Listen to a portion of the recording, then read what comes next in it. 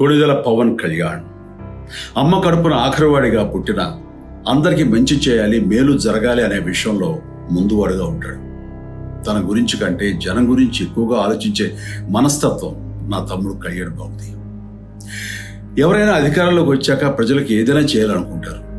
కానీ కళ్యాణ్ తన సొంత సంపాదనని కౌలు రైతులు కన్నీళ్లు తుడిచేందుకు ఖర్చు పెట్టడం, సరిహద్దు దగ్గర ప్రాణాలొడ్డి పోరాడే జవాన్ కోసం పెద్ద మొత్తం అందివ్వటం, అలాగే మత్స్యకారులు ఇంకా ఎందరికో తాను చేసిన సహాయం చూస్తుంటే ఇలాంటి నాయకుడు కదా జనాలకు కావాల్సింది అనిపిస్తుంది.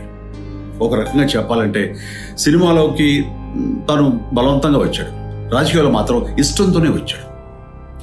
ఏ తల్లికైనా తన కొడుకు కష్టపడుతుంటే గుండె తరుక్కుపోతుంది.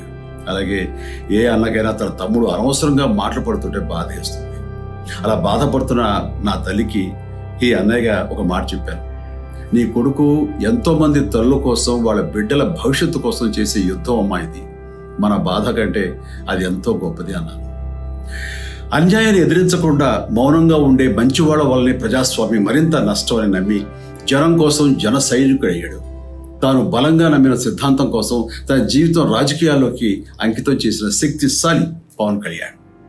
ప్రజల కోసం, రాష్ట్ర భవిష్యత్తు కోసం ఆ శక్తిని వినియోగించాలి అంటే చట్టసభలో అతని గొంతు మనం వినాలి. జనమే జయను నమ్మే జనసేనాని ఏమి చేయగలడో చూడాలంటే మీరు పిఠాపురం ప్రజలు కళ్యాణ్ని గెలిపించాలి. మీకు సేవకుడుగా, సైనికుడుగా అండగా నిలబడతాడు. మీకోసం ఏమైనా సరే కలబడతాడు. మీ కళ నిజం చేస్తాడు. పిఠాపురం వాస్తవ్యులకు మీ చిరంజీవి విన్నపం, గాజు గ్లాసు గుర్తుకి మీ ఓటు వేసి పవన్ కళ్యాణ్ని గెలిపించండి. జై హింద్.